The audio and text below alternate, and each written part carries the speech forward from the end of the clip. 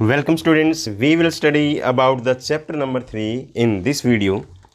Main topic इस chapter के हम यहाँ पर स्टडी करेंगे। तो सबसे पहले है प्लेन कर्व। अब प्लेन कर्व क्या है? When we get a curve by joining the number of points without lifting the pencil is a plane curve. It could be open or closed. Plane curve क्या है? जैसे हम pencil से काफ़ी सारे पॉइंट्स को ज्वाइन करके कोई कर्व बनाए तो वो एक प्लेन कर्व होगा। ये कर्व ओपन भी हो सकता है, क्लोज भी हो सकता है। अब ओपन कर्व क्या है? एज यू कैन सी, जो कर्व किसी साइड से ओपन हो, जैसे ये कर्व यहाँ से ओपन है, ऐसे ही ये कर्व यहाँ से ओपन है और ये यहाँ से ओपन है, तो ये ओपन कर्व होगा। इसी तरह से आप देख सकते हो जो आगे कर्व्स दिए हुए हैं सभी बाउंड्री में से वो क्लोज हैं, तो इस तरह के कर्व क्लोज कर्व कहलाते हैं। उसके बाद पॉलीगन स्टडी करेंगे। पॉलीगन क्या है? It is a simple closed curve which are made up of line segments only are called the polygon. यानी जो सिर्फ लाइन सेगमेंट से बने हों, यानी ये इसमें मेन पॉइंट है, जो सिर्फ लाइन सेगमेंट से बने हों वो पॉलीगन कहलाते हैं। अब लाइन सेगमेंट से ना बने हों तो वो क्या होंगे? जैसे अभी हमने डायग्राम देखा था, यहाँ पर ये जो कर्व है यहाँ पर ये लाइन सेगमेंट से नहीं बना हुआ, तो ये पॉलीगन नहीं होगा। उसके बाद है क्लासिफिकेशन ऑफ पॉलीगन। पॉलीगन को क्लासीफाई किया गया है और ये क्लासिफिकेशन किस पर डिपेंड है? नंबर ऑफ साइड पर। कितनी साइड है उस पॉलीगन की, उसके अकॉर्डिंग ही उसका नेम होगा। साथ में मैंने डायग्राम बना रखा है यहाँ पर। अगर 3 साइड्स हैं तो वो ट्रायंगल होगा, 4 साइड्स हैं तो क्वाड्रिलेटरल होगा। Triangle, you have studied about the triangle, quadrilateral. 5 sides हैं तो पेंटागन। 5 जैसे हिंदी में 5 बनता है, 5 ही पेंटा बना। 6 साइड वाला होता है हेक्सागन, 7 वाला हेप्टागन। 8 जैसे ऑक्टापस होता है, ऑक्टा से 8 होता है, तो ऑक्टागन होगा 8 साइड का पॉलीगन। नोनागन जिसके 9 साइड है, जैसे हिंदी में 9 है उससे हम मैच कर सकते हैं इसको। 10 जैसे डेसिमल हम बोलते हैं, तो यहाँ डेसिमल 10 से रिलेटेड है, तो डेकागन 10 साइड वाला है। और फिर एन गन हो जाएगा। उसके बाद पॉलीगन्स में डायगोनल्स क्या होते हैं? Any line segment which connects the 2 non consecutive vertices of a polygon is called diagonal. अब इसमें पॉइंट दिया हुआ है नॉन कंसेक्यूटिव वर्टिसेस। अब कंसेक्यूटिव कौन सी होती है? एक के बाद नेक्स्ट, जैसे इसके कंसेक्यूटिव है ये और इसके कंसेक्यूटिव है यहाँ पर, यानी एक के तुरंत बाद जो वर्टेक्स आएगी वो कंसेक्यूटिव होगी, अदरवाइज वो नॉन कंसेक्यूटिव होगी। तो इस तरह से कंसेक्यूटिव को ज्वाइन नहीं करना, क्योंकि कंसेक्यूटिव तो साइड से ऑलरेडी ज्वाइन है। तो इस तरह से जो 3 साइड हैं उसमें तो कोई नॉन कंसेक्यूटिव नहीं होगा, उसका कोई भी डायगोनल नहीं है, 0 डायगोनल है। और क्वाड्रिलेटरल में as you can see 2 diagonal है यहाँ पर। पेंटागन में 5 साइड्स हैं, 5 ही डायगोनल होंगे। हेक्सागन में 6 साइड है, बट नंबर ऑफ डायगोनल यहाँ पर 9 है। उसके बाद interior and exterior of a closed curve. Interior यानी अंदर वाला पार्ट, अंदर वाला पार्ट यानी यहाँ पर ये इंटीरियर है, और ये बाहर वाला पार्ट एक्सटीरियर है।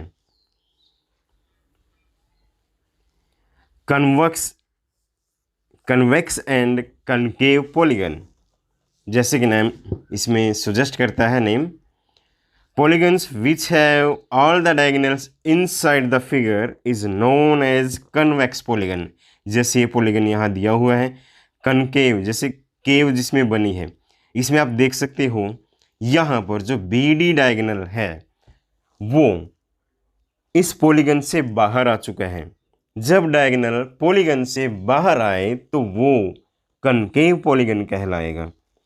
अदरवाइज जो प्रीवियस था यहाँ पर डायगोनल सारे इंटीरियर साइड में हैं। Regular and irregular polygon, you have studied about this in previous classes. Regular कौन से होते हैं? रेगुलर की सारी साइड इक्वल होती हैं और इरेगुलर की कोई ना कोई साइड या सभी साइड दूसरे के इक्वल नहीं होंगी।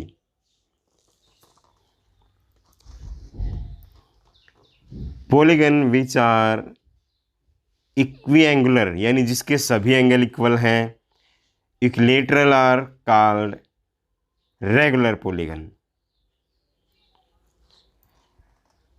रेगुलर पॉलीगन में क्या होगा? इसकी साइड इक्वल होंगी, इसके एंगल भी इक्वल होंगे, तो ये दोनों कंडीशन इसमें रेगुलर पॉलीगन में होती हैं। अब यहाँ पर कुछ रेगुलर पॉलीगन के डायग्राम दिए हुए हैं। यहाँ पर ये रेगुलर है, ये भी रेगुलर है, यहाँ सभी एंगल इक्वल होंगे, यानी ये एंगल इसके और इसके इक्वल होगा और ये तीनों साइड इक्वल हैं। इसी तरह से जो नेक्स्ट डायग्राम दिया हुआ है वो एक स्क्वायर बनता है। स्क्वायर की ये चारों साइड इक्वल हैं और चारों एंगल 90 डिग्री के इक्वल हैं। बट दूसरी साइड पॉलीगन दिए हुए हैं जिसमें रेगुलर नहीं है। यू कैन सी यहाँ पर एक रेक्टेंगल दिया हुआ है, इसमें एंगल तो इक्वल हैं, सभी एंगल यहाँ 90 डिग्री के इक्वल दिए हुए हैं, बट ये साइड इसके इक्वल नहीं है। तो स्क्वायर क्या हुआ? एक रेगुलर पॉलीगन हुआ। रेक्टेंगल क्या हुआ? उसके एंगल तो इक्वल हैं बट वो एक रेगुलर पॉलीगन नहीं है बिकॉज उसकी साइड्स इक्वल नहीं है। इसी तरह से यहाँ पर जो बनता है ये क्या है? इक्विलेटरल ट्रायंगल, जो कि एक रेगुलर पॉलीगन है। उसके बाद है angle sum property. Angle sum property of triangle you have studied in previous classes. Sum triangle में कितना होता है? 180। तो जब भी हमें सम फाइंड आउट करना पड़ता है तो उसके लिए हम एक फार्मूला यूज कर सकते हैं, यानी जितनी भी साइड हैं उस नंबर में से 2 माइनस करो और उसको 180 से मल्टीप्लाई कर दो। जैसे यहां दिया हुआ है ट्रायंगल की 3 साइड्स हैं तो 1 को मल्टीप्लाई किया जाएगा 180 से। ट्रायंगल की 3 साइड्स हैं तो 1 को 180 से मल्टीप्लाई किया जाएगा। क्वाड्रिलेटर की 4 साइड हैं, 4 में से 2 माइनस किया, कितना बचेगा? 2। तो 2 को 180 से मल्टीप्लाई किया जाएगा 360। कैसे हुआ? ये 4 में से 2 माइनस किया जाएगा तो 2 आएगा। 2 को मल्टीप्लाई करना है 180 से, 180 को 2 से मल्टीप्लाई करके 360 डिग्री।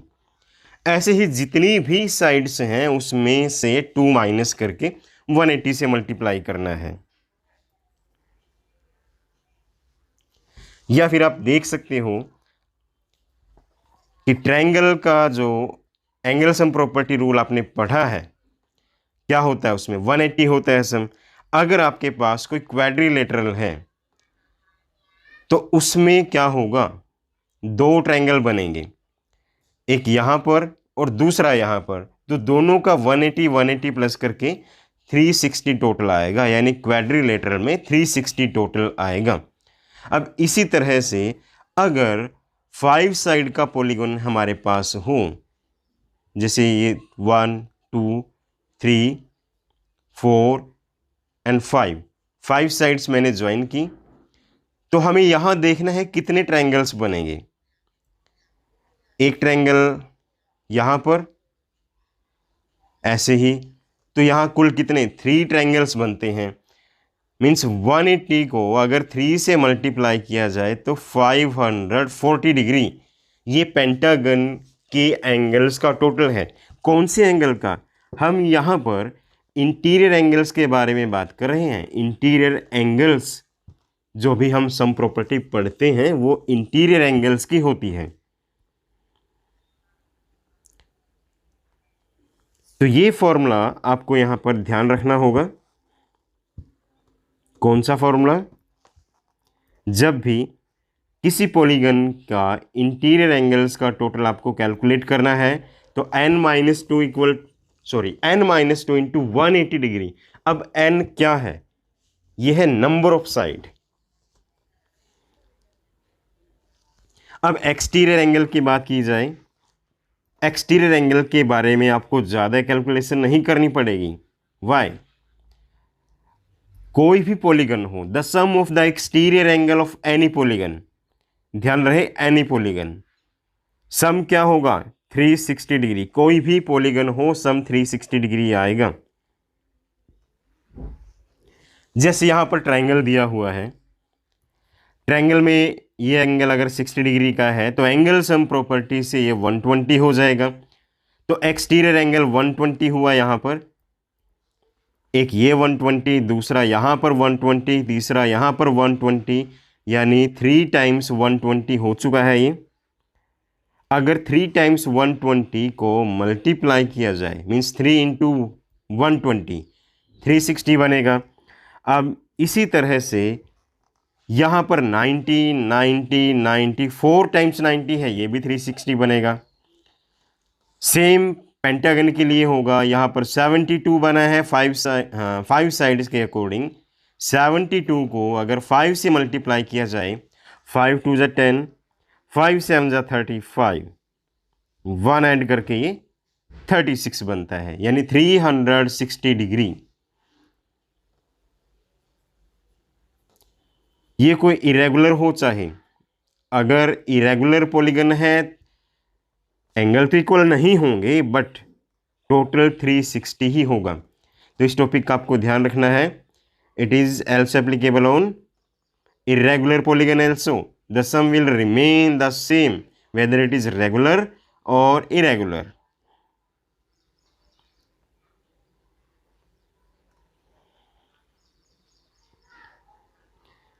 अब ये इरेगुलर पॉलीगन का एक एग्जांपल दिया हुआ है।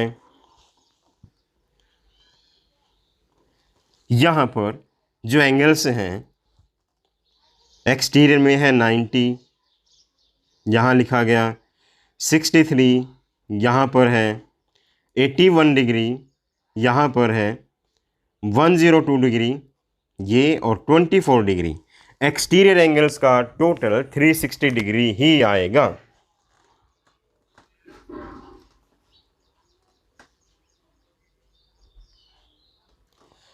क्वाड्रिलेटरल्स यानी पॉलीगन ऑफ 4 साइड। रेगुलर और इरेगुलर हम स्टडी कर चुके हैं, बट क्वाड्रिलेटरल की डेफिनेशन क्या होगी? A closed polygon with 4 sides, 4 angles, 4 vertices are known as quadrilateral. जो रेगुलर और इरेगुलर दोनों हो सकता है। रेगुलर में आपने पढ़ा था कि सारी साइड उसकी इक्वल होंगी, और इरेगुलर में सभी साइड इक्वल नहीं होंगी। Angle sum property of quadrilateral, ये भी हमने स्टडी किया है थोड़ी देर पहले। क्वाड्रिलेटरल में इंटीरियर एंगल का टोटल, इंटीरियर का भी टोटल 360 है और एक्सटीरियर का टोटल भी 360 है। अब काइंड ऑफ क्वाड्रिलेटरल, इसके अलग अलग टाइप हम स्टडी करेंगे यहाँ पर। ट्रेपेजियम, ट्रेपेजियम में क्या होता है? सिर्फ 1 पेयर साइड पैरेलल होती है। If a quadrilateral has 1 pair of parallel sides then it is a trapezium. अब इसमें पॉसिबल है कि A B side B C के इक्वल हो, यानी ये साइड इसके इक्वल हो सकती है और नहीं भी हो सकती है, बट ये ध्यान रहे ये साइड इसके पैरेलल होगी हमेशा। यानी कोई भी 1 पेयर पैरेलल हो सकता है, वो पेयर इस साइड भी हो सकता है, इस तरह से भी ट्रेपेजियम बन सकता है, यानी ये साइड इसके पैरेलल आ जाएगी। अब ये जो डायग्राम दिया हुआ है यहां पर ए डी बी सी के पैरेलल है, ए डी बी सी के पैरेलल है। Here it is a trapezium. If non-parallel side of trapezium are equal, then it is called isosceles trapezium. तो ये पॉइंट भी आपको याद रखना है। क्या कहा, नॉन पैरेलल साइड अगर इक्वल हैं, यानी ये साइड अगर इसके इक्वल है तो वो आइसोसेलेस ट्रेपेजियम हो जाएगा। उसके बाद है kite. Kite, if the two pair of adjacent sides are equal in a quadrilateral then it is called a kite. क्या कहा इसमें, two pair of adjacent, adjacent मतलब ये साइड इसके एडजेसेंट है, एक पेयर इक्वल साइड का बनता है, तो दूसरा पेयर ये साइड इसके इक्वल है, दूसरा पेयर एडजेसेंट का बनता है, और ये एडजेसेंट इक्वल हैं। दो पेयर एडजेसेंट अगर इक्वल है तो वो काइट कहलाएगा। काइट की और प्रॉपर्टी क्या है, ये तो अभी हमने देखा है कि साइड कौन सी किसके इक्वल है। उसके बाद the two diagonals are perpendicular, यानी डायगोनल एक दूसरे को 90 डिग्री पर टच करते हैं। ओ पॉइंट पर 90 डिग्री एंगल बनेगा, बट ये ध्यान रहे यहाँ बाइसेक्ट करना जरूरी नहीं है। One of the diagonal bisect the other one, यानी एक डायगोनल दूसरे को बाइसेक्ट करता है। अब बाइसेक्ट कौन कर रहा है, बी डी जो डायगोनल है वो ए सी को बाइसेक्ट कर रहा है। ए सी के जो दो पार्ट हैं वो इसमें इक्वल आएंगे, मीन्स दोनों एक दूसरे को बाइसेक्ट करेंगे ऐसा जरूरी नहीं है।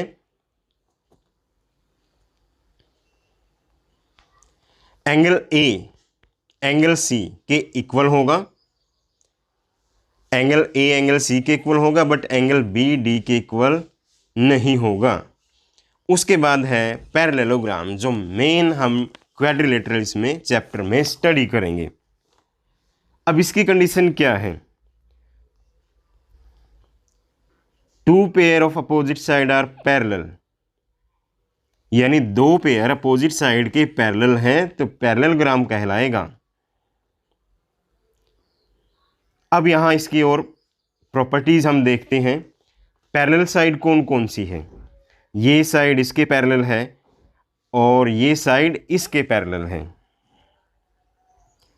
Elements of parallelogram, opposite side, इसमें अपोजिट साइड इक्वल होती हैं, अपोजिट एंगल भी इक्वल होते हैं, मीन्स ये साइड इसके इक्वल होगी, ये साइड इसके इक्वल होगी, और बी एंगल डी के इक्वल होगा, ए एंगल सी के इक्वल होगा।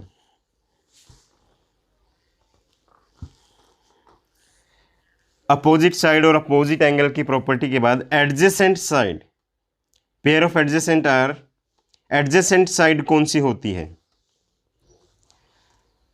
BC के एडजेसेंट है DC, वन पेयर हो गया। ऐसे ही DC के एडजेसेंट AD, तो पेयर कैसे बन रहे हैं, BC के एडजेसेंट है CD और CD के एडजेसेंट है AD, यानी CD के एडजेसेंट BC भी हुआ, CD के एडजेसेंट AD भी हुआ।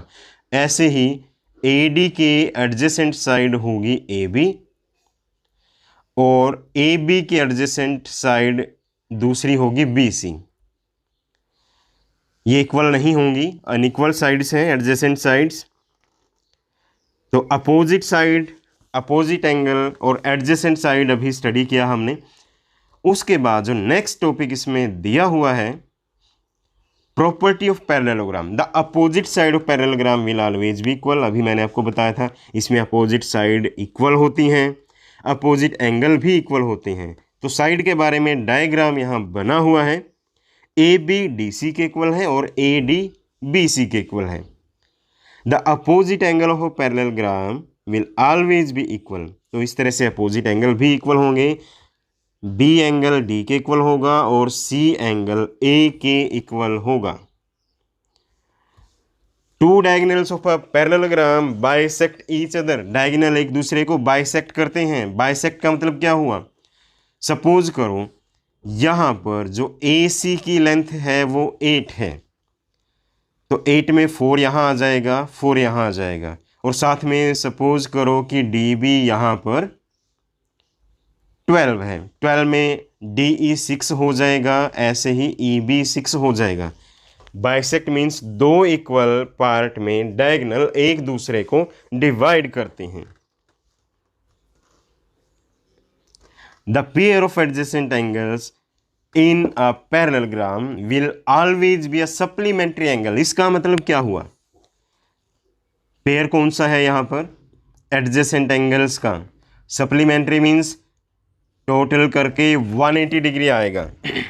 सपोज करो डी यहाँ पर 60 डिग्री है तो एंगल सी होगा 120 डिग्री, यानी ऐड करके इनकी मेजरमेंट्स को 180 आएगा। मीन्स ए में बी ऐड करो 180 आएगा, बी में सी ऐड करो तब भी 180 आएगा, सी में डी का मेजरमेंट 180, डी में ए को ऐड करेंगे तो 180 डिग्री। तो ऐड करके हमेशा 180 डिग्री आएगा। कब की बात है ये? एडजेसेंट को जब ऐड किया जाएगा तब। तो ये प्रॉपर्टी हमें इसमें याद रखनी है, और इन प्रॉपर्टीज़ में थोड़ी और प्रॉपर्टी अगर ऐड हो जाए, मतलब ये तो रहेंगी, साथ में कुछ और ऐड हो जाए तो स्पेशल टाइप के पैरेललोग्राम बनेंगे। सबसे पहले है रोम्बस। रोम्बस क्या है? पैरेललोग्राम में जैसे अपोजिट साइड तो इक्वल थी ही, यानी ये साइड इसके इक्वल और ये साइड इसके इक्वल, अगर एडजेसेंट साइड भी इक्वल हो जाए तो वो रोम्बस बन जाएगा। मीन्स सपोज करो ये साइड 5 है, ये भी 5 हो जाए, ये भी 5 हो जाए, ये भी 5 हो जाए, यानी कुछ ऐसी कंडीशन बन जाए जैसे कि स्क्वायर को हम थोड़ा सा टेढ़ा कर दें तो वो रोम्बस कहलाएगा। यानी स्क्वायर में क्या होता है? सारी साइड इक्वल होती हैं बट एंगल भी इक्वल होते हैं। यहाँ एंगल इक्वल नहीं है, यहाँ पर सिर्फ सारी साइड्स इक्वल हैं। और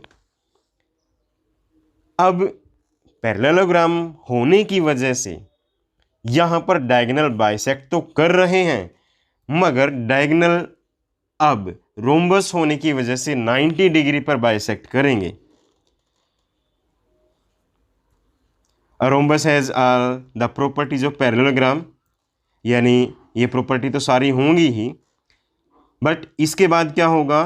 ए ई सी के इक्वल। ए ई क्या है? डायगोनल के पार्ट हैं, तो ये प्रॉपर्टी पैरेललोग्राम में ही थी। तो नया क्या आया इसमें? साइड इक्वल होने के साथ साथ नया क्या आया इसमें? एंगल 90 डिग्री बनेंगे जहाँ पर ये डायगोनल एक दूसरे को इंटरसेक्ट करते हैं सॉरी। तो अब यहां मेन डिफरेंस आप याद रखना, पैरेललोग्राम से रोम्बस बना है जब उसकी सारी साइड इक्वल होती हैं, और इस वजह से इसके जो डायगोनल्स हैं वो एक दूसरे को 90 डिग्री पर इंटरसेक्ट करते हैं, या कह सकते हैं कि हम ये बाइसेक्ट करते हैं। अब पैरेललोग्राम से रेक्टेंगल कैसे बनता है? जब सारे एंगल इक्वल कर दिए जाएं तो पैरेललोग्राम से वो रेक्टेंगल बन जाएगा। फिर से वही कंडीशन, पैरेललोग्राम की तो सारी प्रॉपर्टी इसमें है, तो साथ में क्या हुआ? एंगल सारे इक्वल हो जाते हैं और डायगोनल इक्वल हो जाते हैं। तो अब ये प्रॉपर्टी स्टडी करो। अपोजिट साइड पैरेलल और इक्वल हैं, ये तो पैरेललोग्राम की प्रॉपर्टी है। अपोजिट एंगल्स आर इक्वल, ये भी पैरेललोग्राम की प्रॉपर्टी है।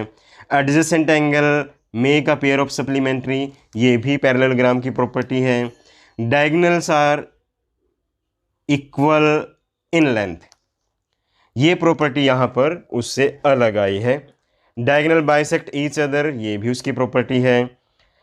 All four angles are 90 degree, ये प्रॉपर्टी नहीं आई है। यानी पैरेललोग्राम का रेक्टेंगल कब बना? जब आपके पास ये प्रॉपर्टी नहीं आई है। एक तो है diagonals are equal in length, और दूसरी है all the four angles are of 90 degree. आपने लैडर देखा होगा, यानी लकड़ी की सीढ़ी जिसको कह देते हैं, उसमें क्या होता है,